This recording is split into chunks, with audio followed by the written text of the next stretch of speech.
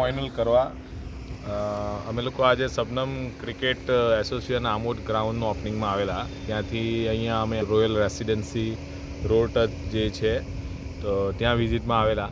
Commercial બિલ્ડિંગનું જે planning કરેલું છે એ ઘણું સારું છે, કેમ કે અહીંયા જે વાગરા છે, વિલાયત છે, દહેજ છે, એ બધું સરાઉન્ડેડ 20-25 કિલોમીટર એરિયામાં પડે છે.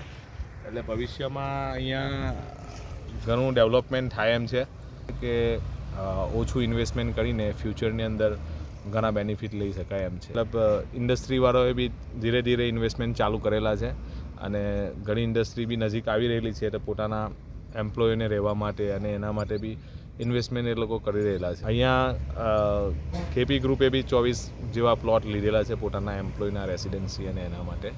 તો અહીંયા એક સેન્ટર પડે છે વાગરા, દહેજ અને આમોદ તાલુકાનું. જંબુસર છે, આમોદ GIDC ડિક્લેર છે આજુબાજુ. તો એક સેન્ટર પડે છે, સેન્ટર પોઈન્ટ છે અને બધી ફેસિલિટી ને બધું અવેલેબલ છે.